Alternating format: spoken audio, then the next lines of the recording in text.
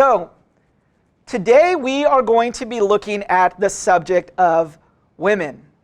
And the study, or the title, or the name of today's study is The Christian Woman. Woman. I always say it wrong. Christian woman? Christian women. Woman.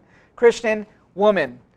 And what we're looking at is, it's very important. I was just talking to a couple of the guys outside right now, and I was telling them, listen, don't think that because the passage that we're looking at, because it's for women, means that guys just check out and say, well, I'll start paying attention next week because I'm not a girl, so this doesn't apply to me.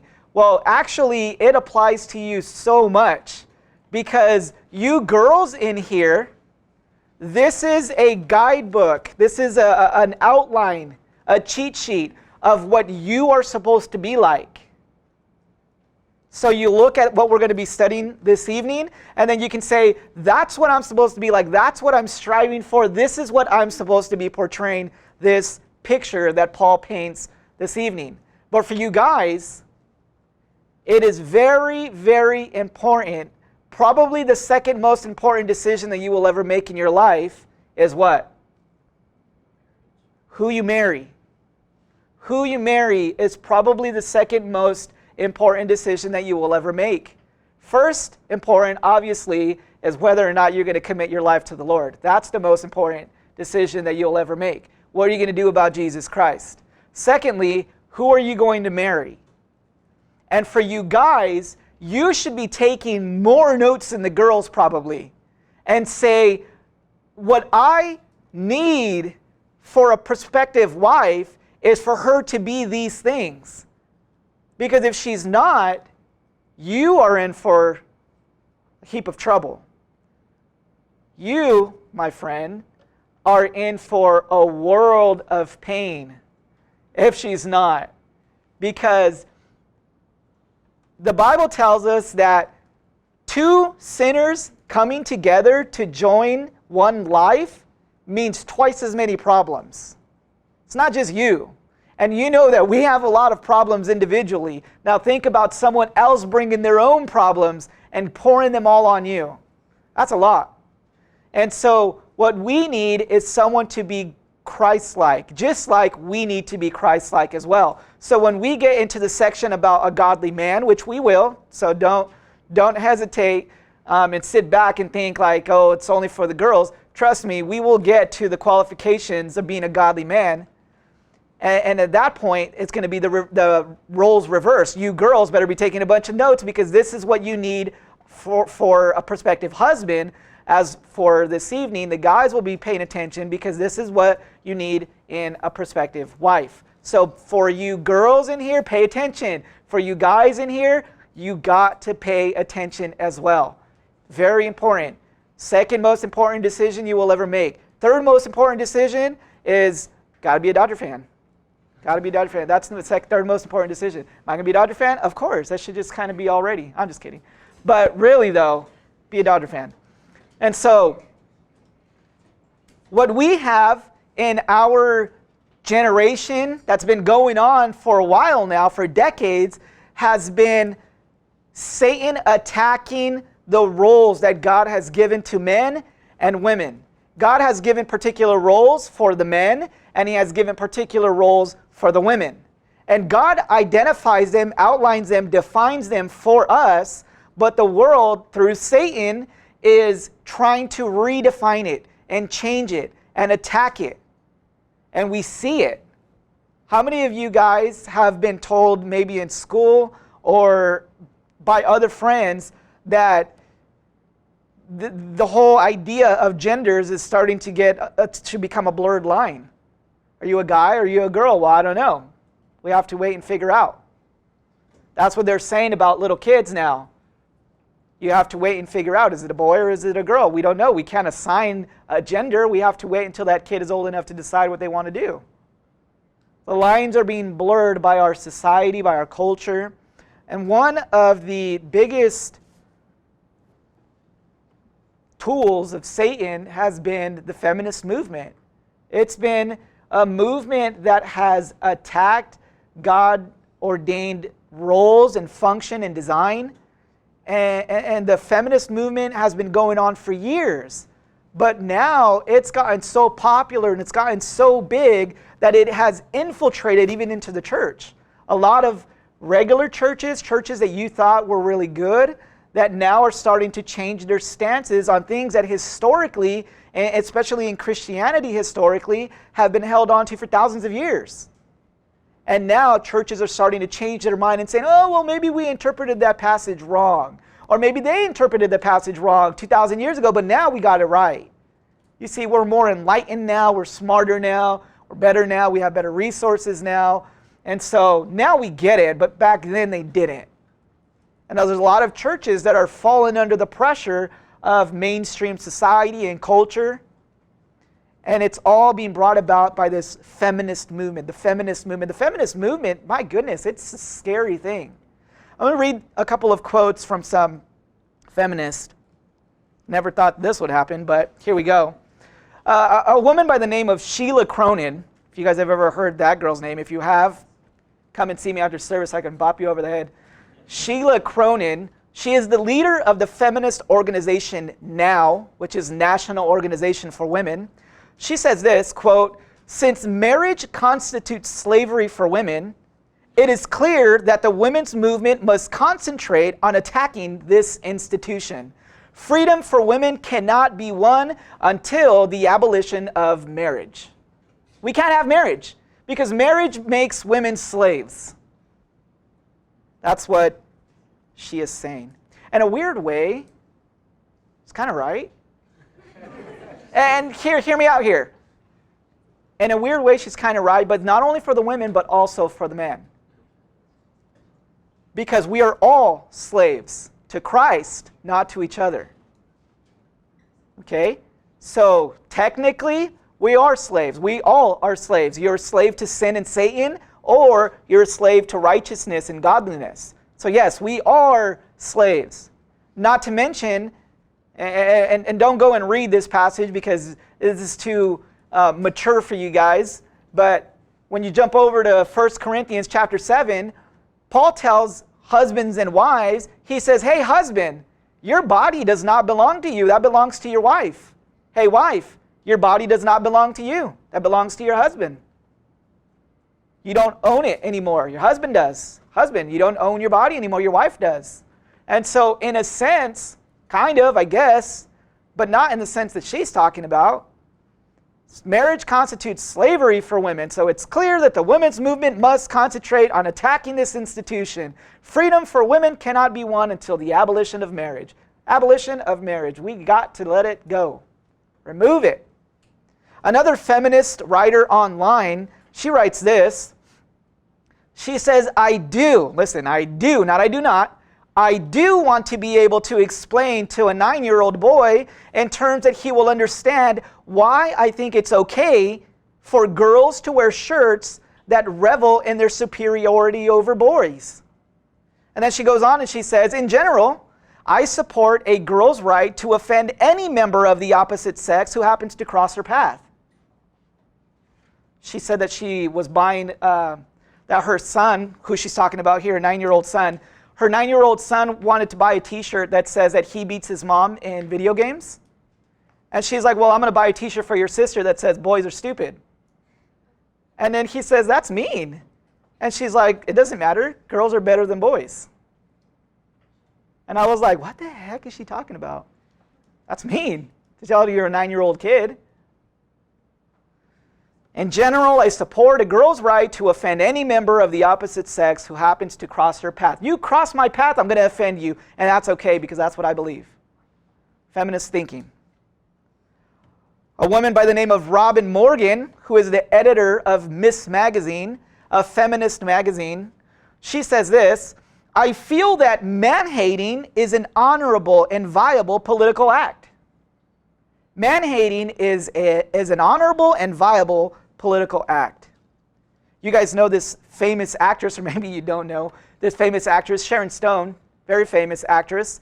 She was quoted as saying this. She says, the more famous and the more powerful I get, the more power I have to hurt men. That's crazy. Like, why? Why? Why is that your goal? Why do you want to do that? I don't understand. The more famous and the more powerful I get, the more power I have to hurt men. What's the point of that?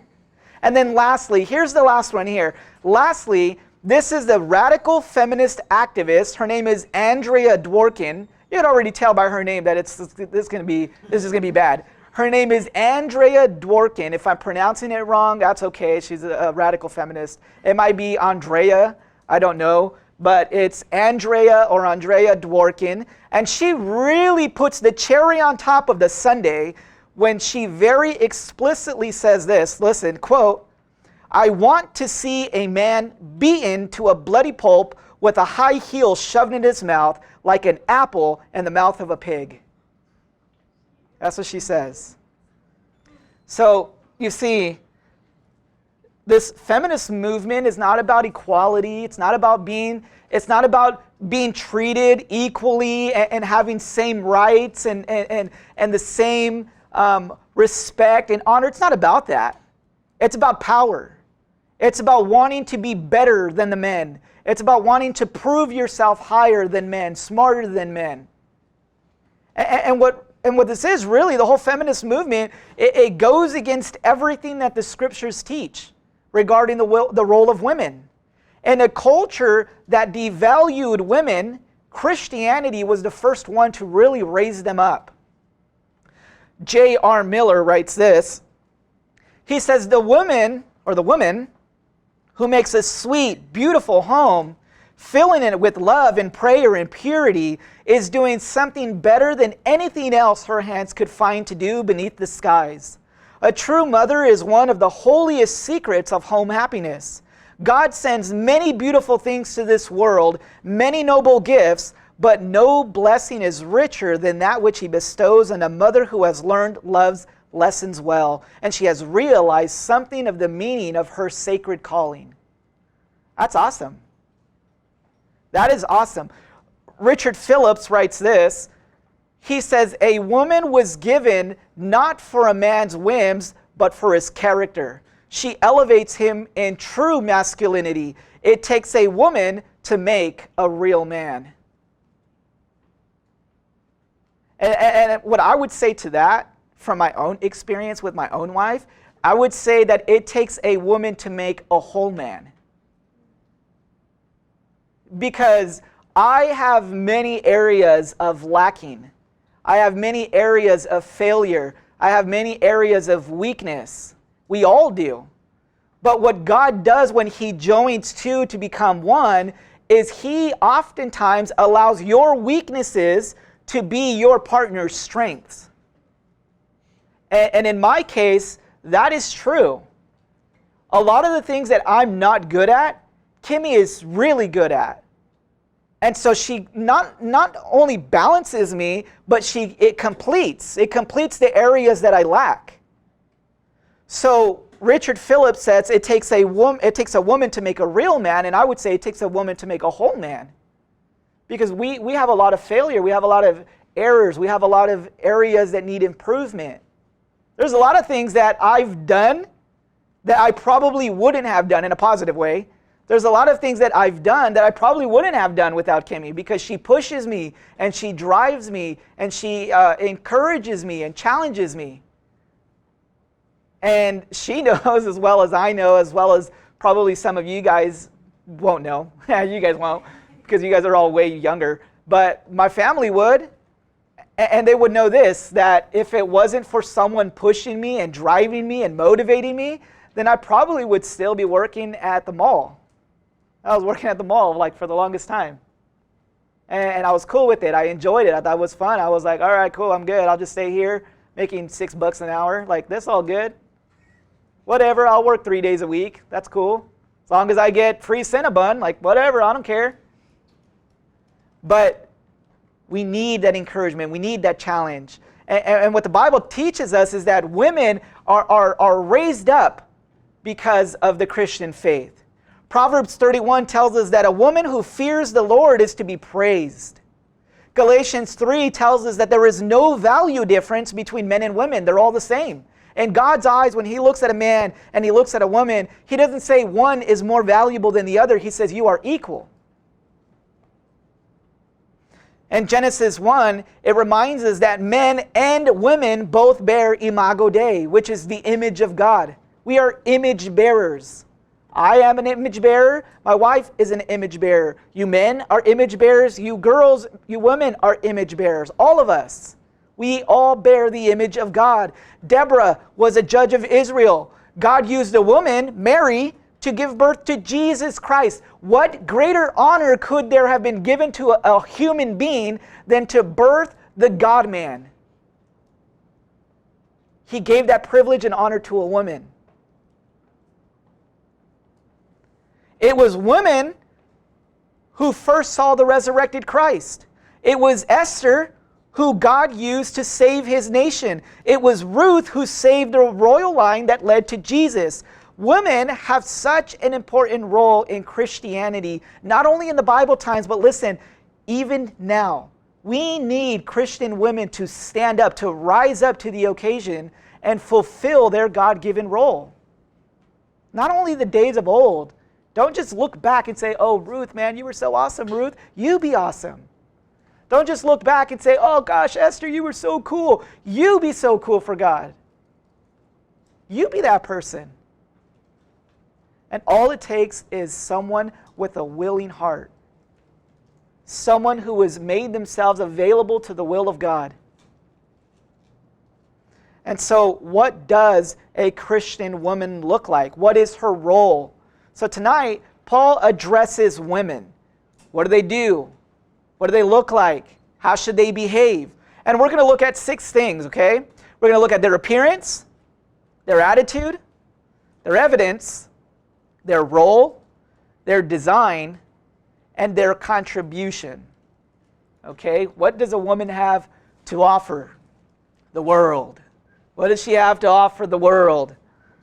And listen, when we get there, you're going to be like, man, women are awesome. You guys are going to be like, dang, I wish I was a woman. This is crazy. They have so much to offer. I know, it's not that kind of church. Yeah, you're right. But still, man, it's just going to be like, man, I hope that I can contribute as much as the women can. And when we get there, you'll see what I'm talking about. But number 1, we're going to look at their appearance.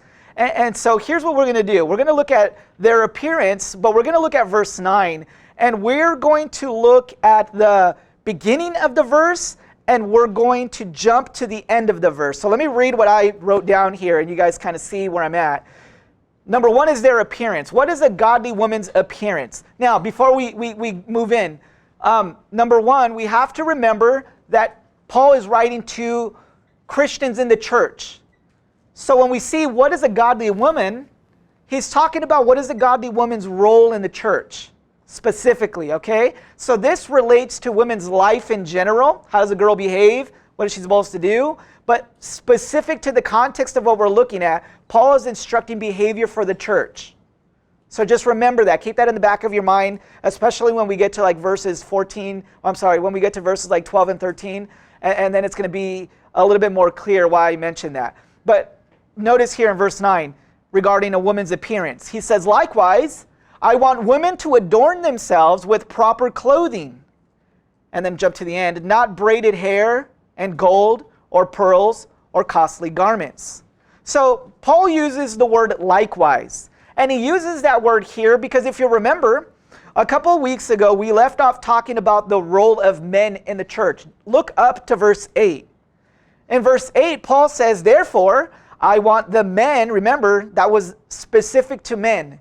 He says, therefore, I want the men in every place to pray, lifting up holy hands without wrath and dissension. Paul was providing instruction to the leaders of the church, the men. Men, this is for you. And now he shifts gear and he says, likewise, you women. I just gave the men some instruction, but don't worry, I'm going to come back for you guys. And he does in chapter 3. But right now, he says, let me take a quick break and let me give you some instruction for the women. And so he says, likewise. And then notice he says, likewise, I want. This is what he wants. And the phrase I want is the same phrase that he uses in verse 8. If you remember, this Greek word speaks of a command. When he says I want, it's not like me telling my mom when I was a kid, I want this for my birthday. That's like, well, I wish that I can get it. That's not that kind of want. What Paul is saying here in the original Greek, when he says I want, he's actually saying I command. I'm telling you to do this. It's not suggested, it's not advice or opinion. What Paul is doing here is he's flexing his divine authority. He's saying, listen, I am the apostle. I am ordained by God to instruct you. And this is what I command. This is what I command. And what is he commanding women to do? He says it right there. Adorn themselves with proper clothing. Adorn yourself for themselves with proper clothing. The word adorn is the Greek word kosmeo, which, as you would imagine, is where we get our English word cosmetic. So if you are in here today and you like makeup, cosmetics is in the Bible. So you're like, oh, I could go and like spend my money at Sephora now and Ulta and I'm ready to rock and roll because cosmetic is in the Bible. I'm just being godly. That's what God says. Put on your cosmetics. So the word cosmetic or cosmeo, it actually means to arrange, to put in order, or to make ready. It's kind of funny that makeup in the original Greek language means to arrange or put in order. So you're putting in order your face because I guess it needs to be put in order. So that's kind of sad. But I guess that's just the reality of what's going on. I don't know. Pastor Terry says if the bar needs painting, paint it. So, write your letters to Pastor Terry if you want, because I'm just giving you his quote. And so the word itself, it means to arrange or to put in order, or, and I like this one, to make ready. A Christian woman is supposed to put herself in order. She's supposed to make herself ready. Now listen, he says, adorn yourself with proper clothing. It literally means orderly clothing. It's important to note that the word clothing doesn't speak of clothes alone, but it is a demeanor. And what this means is that women are not supposed to present themselves looking sloppy and disheveled, looking like you just woke up and rolled out of bed and now you're at church. Don't do that. Don't do that. And listen, here's the thing. We might think that, what's the big deal? God says, come as you are. Doesn't God say, come as you are? Jesus wasn't even wearing shoes. He was wearing sandals with dust all over his feet. But that's all he had. He didn't have the sweet kicks that we do nowadays. If he did, Jesus would probably be wearing some actual shoes. And the idea is that Jesus was actually wearing sandals. He could have been not wearing sandals. Why? Because he was getting himself ready. And same with all the other women that are instructed in the church to get themselves ready. And here's the thing. When you come to church ready. Here's the thing. Did you know that when you go to heaven, you are going to heaven as a bride meeting the groom? I don't know about you, but I've never seen a bride looking like a bum on her wedding day. And so when you come to church, you have to recognize that every time you come to church, there is a possibility that you will meet God, the groom, and you are the bride. And it'll be a wedding feast. It'll be a wedding day. Are you ready for that? Are you prepared as far as your attire goes? Are you ready for that? Are you going to have your tore up hair and your tore up makeup from 2 days ago because you keep forgetting to take it off and you just look all messed up? Is that what you're going to come to church looking like? And you're saying, God, I'm ready to meet you, God. And he's like, nah, that's why you're staying down there. That's why you're staying. We're going to half rapture you. We'll give you some time. You're going to come up slowly. We'll let you grab your makeup bag real quick. Be ready by the time you get up here. he says that women are supposed to adorn themselves. In Proverbs 31:22, it says, her clothing is fine linen and purple, speaking of luxury. And not overblown like we're going to see in a second, but we're talking about being prepared. One of the things that Kimmy and I do now, and it took us a while to get to this point. And what we do now is Saturday nights, we get our stuff ready for Sunday. We iron our clothes, we put it on the hangers, we get our shoes ready, we get our clothes ready, we get everything set up so that Sunday morning we're ready to come to church. And that's what we're supposed to do. Get ready. Prepare yourselves. And that's what Paul is saying. Women need to be prepared. Jump over to the end of the verse, and he says, not with braided hair and gold or pearls or costly garments. Now, listen, this doesn't mean that these things are bad, but that women are to stay away from things that distract and draw attention away from God and instead brings the attention to themselves. Women in Paul's days would often weave gold and pearls into their braids or their fancy hairstyles to show off their wealth and to show off their beauty. They would have gems in their hair so that when they were in the sun, it would be all nice and shiny. And they were like, dang, that girl's got gems in her hair. That's crazy. She's got money. She's rich. Now all of a sudden, everyone's talking about the girl's hair, and she's sitting at the front row in church. No one's looking at the music. Everyone's looking at the girl's hair because it's shiny. She's got pearls in her hair. She's got gold in her hair. And Paul is saying, don't do that, girls. And here's the application for you guys. Hairstyles, clothes, accessories, makeup, anything that has to do with your appearance, never allow it to be a distraction from people worshiping God at church. When you come to church, you don't show up with crazy hair, all spiked up to the skies like you're ready for heaven. Don't, because you're just drawing attention to yourself. If you want attention, go ahead and knock the hair down, and we'll set up some meetings, weekly meetings if you need the attention. I was just reading lyrics to a song earlier today about an 11-year-old kid who committed suicide in front of his class. And in the lyrics of the song, because it was this songwriter who wrote a song about this kid that did this, and he said that, or it says in the lyrics of the song that the kid's dad never paid attention to him and his mom never cared. And so that was the driving force, was this kid's neglect and loneliness that drove him to commit suicide. So if ever you need attention, you don't take it away from God. You ask for it. Come to me. Come to one of the leaders. Come to your friends and get attention from someone so that you don't distract from worshiping God and that you don't feel the way that you do. And so Paul says, don't put gold or pearls in your hair. Don't do anything fancy. Don't do all these crazy things. And then he talks about costly garments. This refers to expensive clothing that attracts attention. Again, clothing that attracts attention.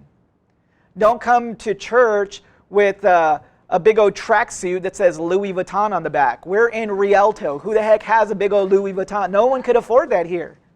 So you don't come with a big old tracksuit with a big LV on the back. And then everyone's like, dang, is that legit? Is that real Louis Vuitton? Like, everyone's going to be wondering if that's real, and they're not even paying attention to any of the worship going on.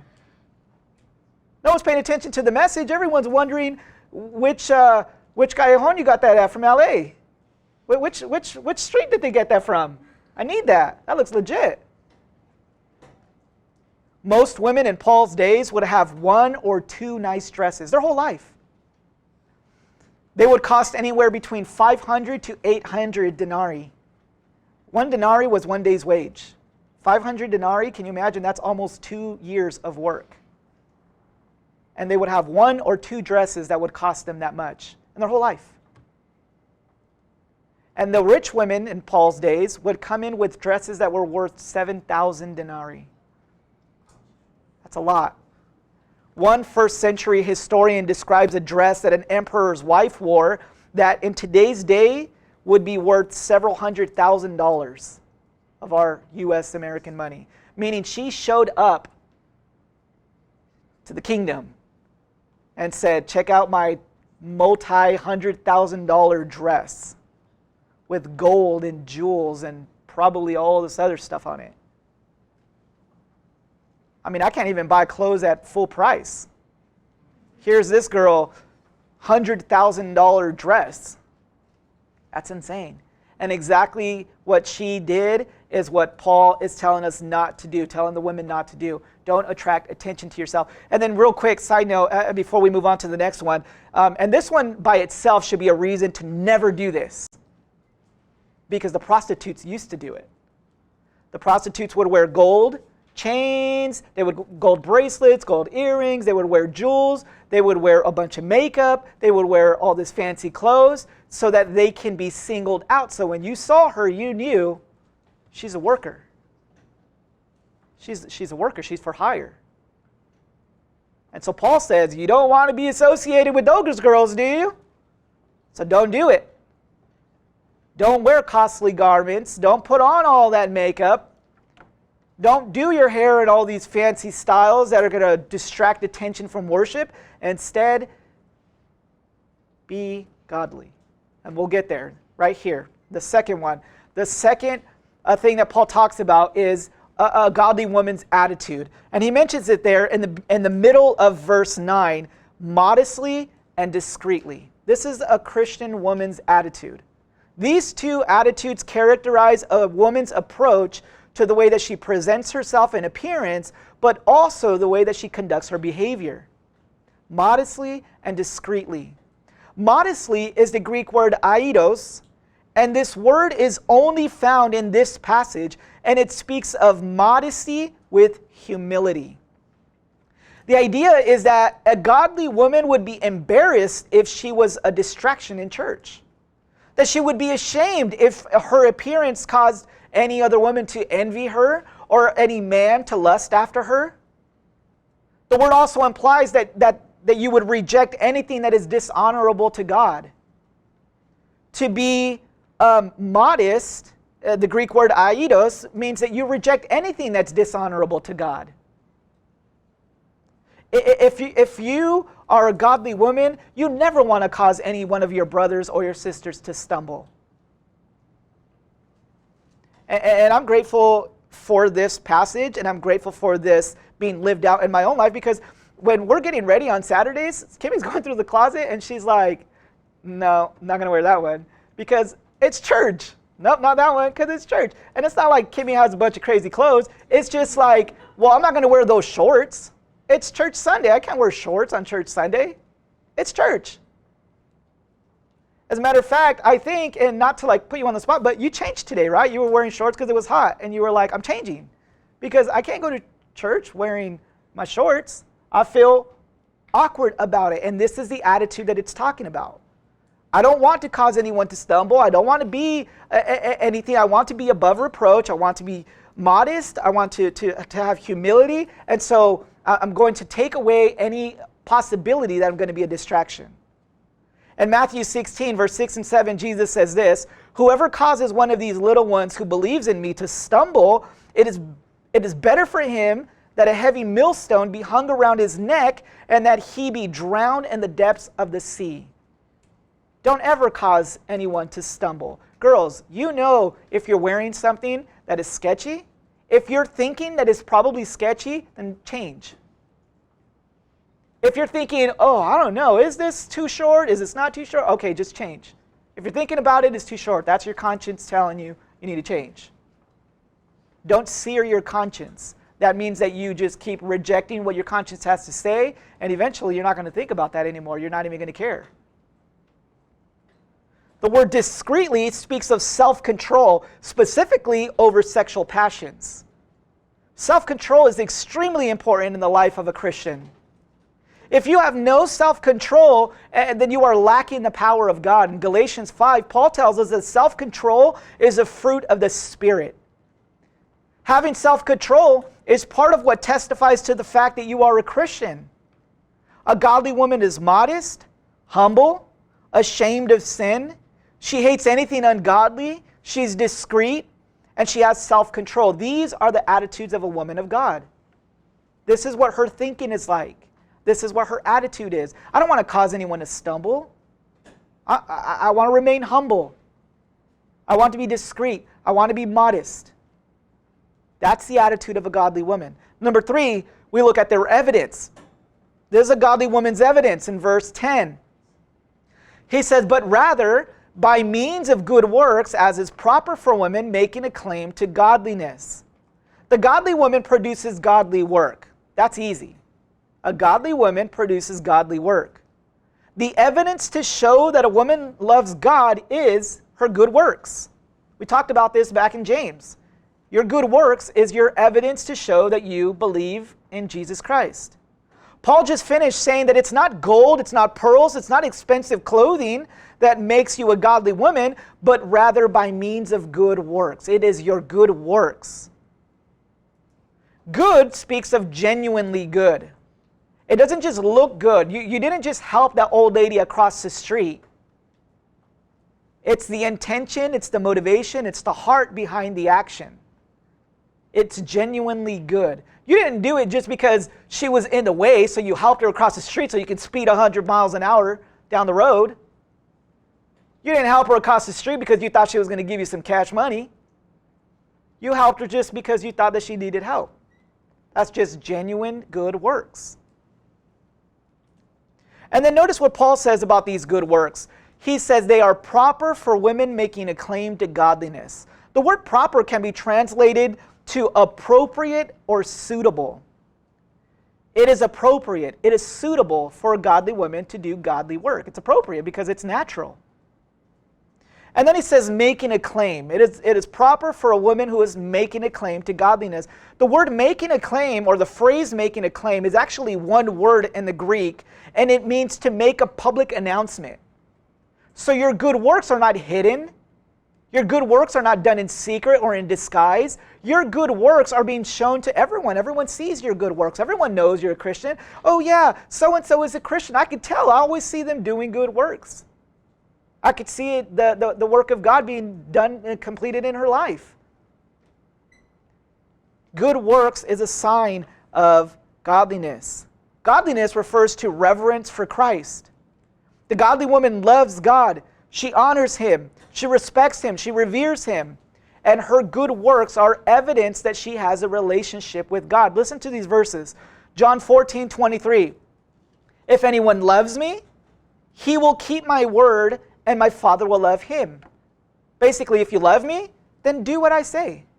1 John 2:3. By this we can be sure that we have come to know Him if we keep His commandments. Again, do what He says. 1 John 5:3. This is love for God, to keep His commands. And His commands are not burdensome. That's important. You do what He says, and it is not a burden to you. It's fine. Submit to your husband? Sure. Love your enemy? Sure. Be patient, be forgiving, be loving? Sure. It's not a burden to me. I want to do these things. That is the work of a godly woman. 2 John 1:6, and this is love, that we walk in obedience to His commands. The evidence of a godly woman is that she performs good works and that everyone can testify that she is revealing her godliness. She is revealing herself to have godliness on the inside by what she's doing on the outside. So that is the evidence, number 3. Number 4, we see in verse 11 and 12. This is a woman's role. Now remember, a woman's role and the context of church. He says, a woman must quietly receive instruction with entire submissiveness, but I do not allow a woman to teach or exercise authority over a man, but to remain quiet. This is the passage that has hotly been debated, especially today. Not like today, but just in today's age, okay? There appears to be much confusion and controversy about what Paul is saying here. Is this cultural? Is this specific to the Ephesian church? Does this still apply today? We see churches today with women pastors. Some of them are husband-wife pastor teams. There are churches like ours who believe that what Paul says he means, and that we don't raise up women into these positions of leadership that Paul forbids here. And so what is right? What are we supposed to do? What are we supposed to believe? Well, let me just come out right off the bat and say that we don't believe that God allows women to be pastors or exercise any type of authority within the context of the church. And when I say we, I mean myself, I mean our church, Orthodox Christianity, historical Christianity. I will go as far as to say biblical Christianity. All Christianity, if you look all the way back to the beginning, they've always believed this specific thing, that women are not to be put in those positions of church leadership. Now notice something here in verse 11. A woman must quietly receive instruction. Again, this is not a request, this is not a suggestion, but this is another command. Notice, a woman must. He mentions it. A woman must. It's not an option. This is a divine order. And Paul says that she must receive instruction. Now, how can a woman be receiving instruction if she's the one teaching? How can she be preaching? How can she be teaching a group of people if she is required by command of God to be the one who is receiving instruction? All throughout the Old Testament and New Testament, women along with men are told to be instructed by God's word. And notice something here, because Paul knew that a lot of women were going to really fight against this and say, oh, we really don't like that interpretation. Notice what he says here, and this is pretty genius of Paul. Paul was a literary genius. He says that women are supposed to accept their roles, quietly receive instruction with entire submissiveness. He says quietly and entire submissiveness. This isn't supposed to be some rising up movement. This isn't a fight for your rights campaign. This isn't an opportunity to raise your voice. It's not time to stand up for equality. Paul says you remain quiet and you be completely submissive. Now you see, you have to understand, Paul is not devaluing women. That's not what's going on here. Paul is making a reference to the order that God has ordained. He's talking about the hierarchy of the church. Ephesians 5:23 says, for the husband is the head of the wife, husband, and then Christ is also the head of the church. It's Christ, it's man, and then it's woman. Now even Jesus submits. Listen, Matthew 24:36. No one knows the day or hour when these things will happen, not even the angels in heaven or the Son himself. Only the Father knows. Even Jesus came under the hierarchy that God has established. Now this doesn't mean that the Son is less important than the Father. It just speaks of order and function. We all have roles that are ordained by God, and God has given the church leadership to men. That's just the way that God has placed it. And then he makes his point here even further in verse 12. I do not allow a woman to teach or exercise authority over a man, but to remain quiet. Now there's a general principle when interpreting scripture that says when you can take a verse literally, then you take the verse literally. And this is one of those occasions. Paul says a woman cannot teach a man or exercise authority over a man. For those of us who take the scriptures literally and authoritatively, and we don't try to make something up for something that's not there, it's pretty cut and dry. Paul says don't do it, and so we don't do it. It's not God's ordained role for the woman. If a woman were in charge, then it's going to raise some issues. Here's an example. In Ephesians 5:22 and 23, it says, wives, be subject to your own husband as to the Lord, for the husband is the head of the wife. Be subject to your own husbands means submit to your own husband. Now, follow me here. Paul says, wives, submit to your own husband because the husband is the head of the wife. Now, if the wife is submit to her husband in everything, as he says in verse 25, but now the wife has become the pastor of a church, is the husband now supposed to submit to the wife because she's the leader of the congregation?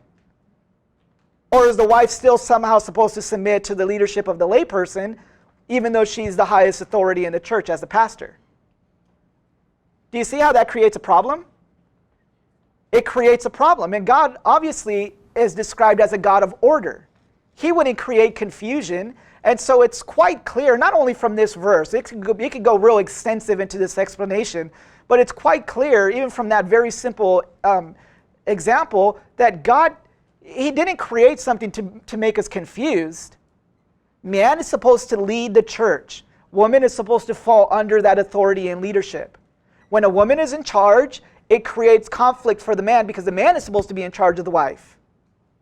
But if the wife is a pastor, it makes everything upside down and weird. Who's supposed to submit to who?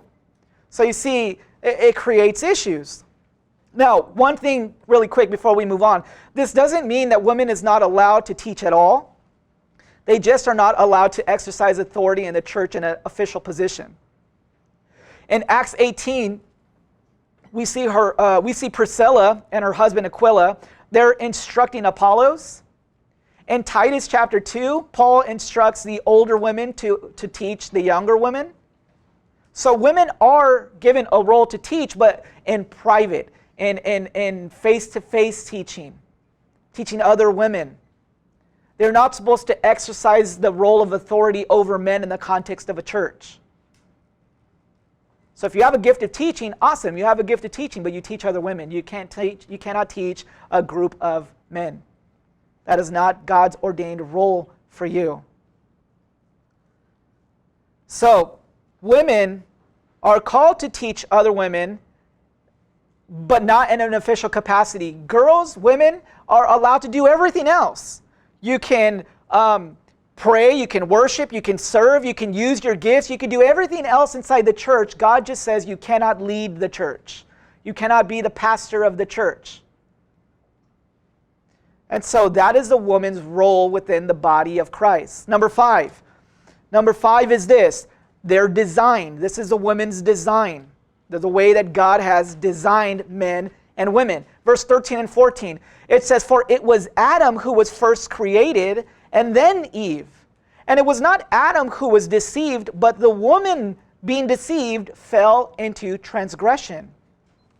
It has become a popular opinion that God made men the head over women because Eve was the one that sinned in the garden first. Well, God wanted them to be equal, but Eve kind of ruined it, so then God got mad, and then he basically made man in charge. But that's not what happened. Notice what he says here. He's talking about creation. It was God's design from the very beginning. Paul says in verse 13, it was Adam who was created first, and then Eve. In Genesis 2, God is almost finished with his work of creation. He's created the universe, the stars, the skies, the planets. God's made the animals. He's made all of the greenery. Everything is done. He's just finished making Adam. And then he says in Genesis 2:18, it is not good for man to be alone. I will make him a helper suitable for him. Now pay attention.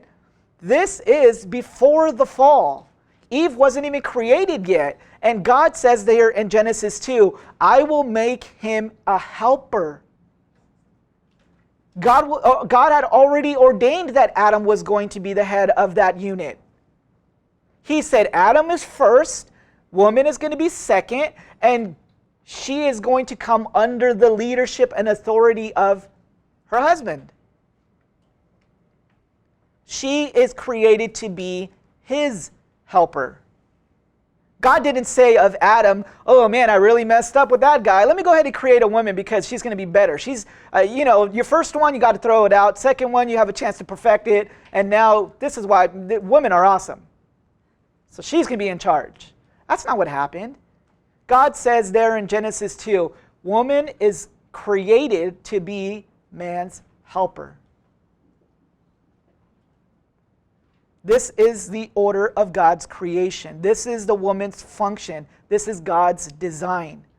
And then Paul says here in verse 14, he uses this as further evidence to explain God's intentional design. He says, it was not Adam who was deceived, but the woman being deceived fell into transgression. It was when Eve stepped out from under the protection and leadership of her husband that she was deceived. She didn't come to him for advice. She didn't seek his counsel. She decided that she was going to make her own decision, and it led to her being deceived, and she fell into transgression. Now listen, that happens when a wife doesn't listen to her husband, but this also happens to when you young ladies don't listen to your parents. Because until you get married, your parents are your head. Your parents are your authority. And so when your parents are telling you what to do, you must fall under their submission. If you're not coming to them for advice and counsel and wisdom and guidance, and if you're not listening to them when they provide it, then you are going to be just as guilty as Eve, falling into transgression. Now notice, transgression, it literally means intentionally stepping over the line. And I see this with so many youth. This is intentional sin. God said, do not eat the fruit of that tree, Eve. And Eve knew what God had commanded. She knew she was supposed to come under the authority of her husband, but she willingly stepped over the boundary that God had established, and that is called a transgression. She says, I see that line right there, but I don't care. And she just crossed it, ate the fruit, and brought all of the human race down with her. Now I want to make a quick point before we move on to the last one. Prior to Eve eating the fruit, she was content and satisfied with God's design. She submitted to her husband. She came under his authority. She accepted God's role for her life. She recognized that she was created to be Adam's helper, and she was fine with it. She didn't want anything else. She didn't want anything better. She wasn't looking for anything else. She wasn't looking for self-fulfillment. She was content and satisfied with the role that God had given to her. Then all of a sudden, she wasn't content with the role that God had provided, and this has sent women on a course of unsatisfaction for all of time since then, where now women are so unhappy with their God-ordained roles. When a woman accepts her God-ordained role, she is, in a sense, reversing the curse that God had put on her in the garden. In the garden, God said after she ate the fruit, God said to her, the curse that is going to be on you is that you are going to have a desire to rule over your husband. You want to be an authority now. That is part of the curse. You're going to want something better. You're going to want something different. You're not going to be happy with who you are. That is part of the curse. And when a Christian woman says, I love my life, I'm grateful with my God-given role, I'm thankful that God designed me to be a helper to my husband, I'm grateful to be a mom to my kids, I love the role that God has given to me, what you're doing is you're reversing the curse in the garden. That's a beautiful thing.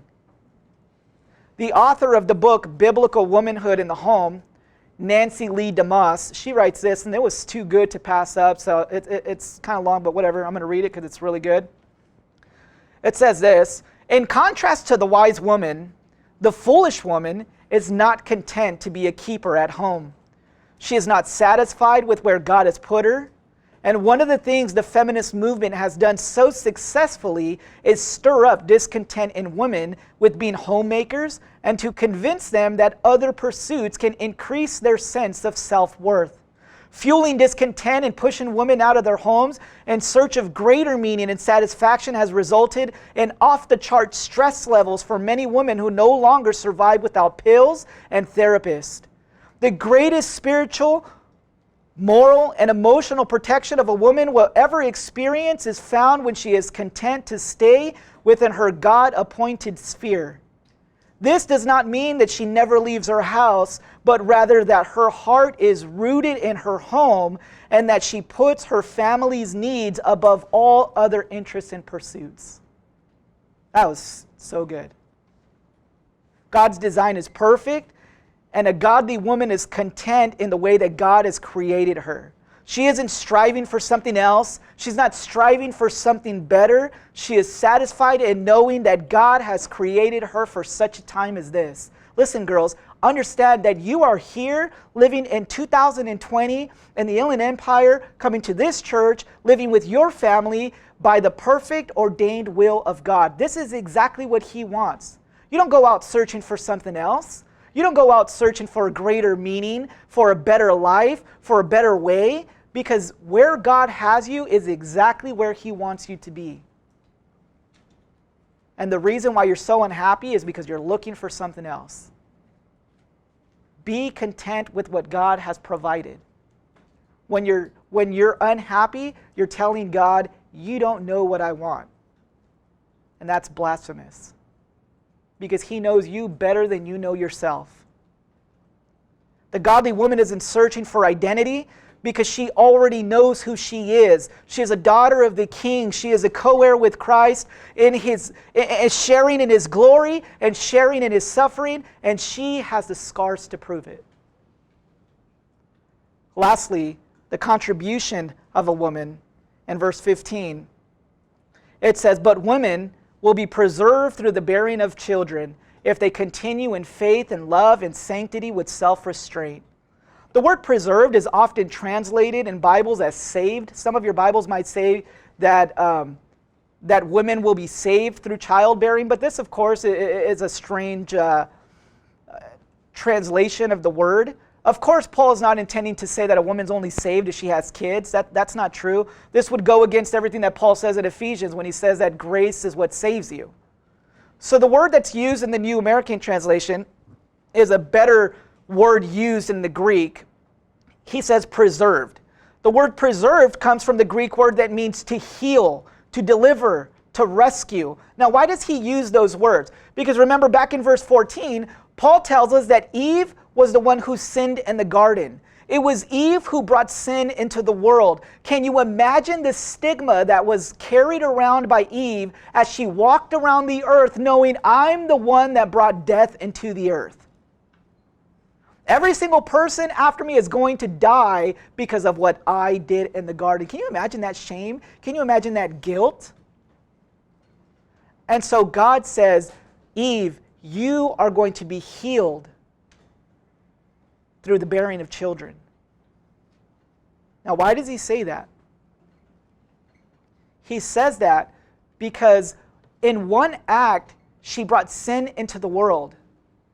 But in another act of raising children, she can raise them up in godliness and counteract the work that she did in the first place. Here I bring sin into the world, but now I'm going to counteract that and I'm going to bring righteousness into the world. I don't want to carry this stigma anymore. I don't want to be known as the woman who brought sin into the world. I want to be known as the woman who brought righteousness into the world, godliness into the world. And you do that by raising up godly offspring. One commentator says this: the rescue, the delivery, the freeing of women from the stigma of having led the race into sin happens when they bring up a righteous seed. What a perfect counter. Paul's point is that sure woman was the one who sinned in the garden, but she is delivered from that negative connotation when she bears godly children. Woman was responsible for bringing in the sin, but women can also be responsible for countering that sin with righteousness and godliness when she raises up godly children. This is why moms are so important. They're so influential. They have such a major influence in our lives. And for them to be successful in raising up these godly seeds, they must continue, Paul says, in faith and love and sanctity with self-restraint. Sanctity just means holiness. Got to have faith, you got to have love, you got to be holy. And then self-restraint is actually the same word that he used back in verse 9 as discreet. Remember, we talked about self-control. The godly woman's contribution is enormous. One woman brought one person of sin into the world, but she can bear as many kids as she wants and brings that many little godly people into the world. That many little vessels of righteousness into the world. Here I am, one person of sin, but here I've brought 10 kids of godliness to make an impact in this world. That's why women have a major impact and a huge contribution in this world. Without women, none of us would be here. No men, no women. The godly woman's contribution is enormous. Now, by way of application, just 3 things. Number 1, a godly woman is adorned with beauty, not only on the outside, but more importantly on the inside. The commentator said, an orderly woman on the outside tells us that she is orderly on the inside. Number 2, a godly woman finds satisfaction when they understand their God-given role and function and submit to God's design.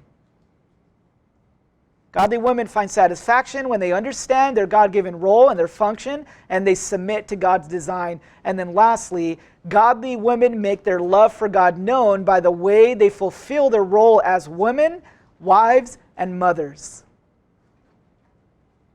Girls, there is a tough task ahead of you. And young men, make sure that you choose wisely. Read through the Proverbs and see what happens when you end up with an ungodly woman. It'll be the end of you. That's what it says in the Proverbs. Do not do it. But man, what an amazing passage to lift up the women. We're grateful that God, in His perfect goodness, raises up the women to a level that feminists wish they could be at.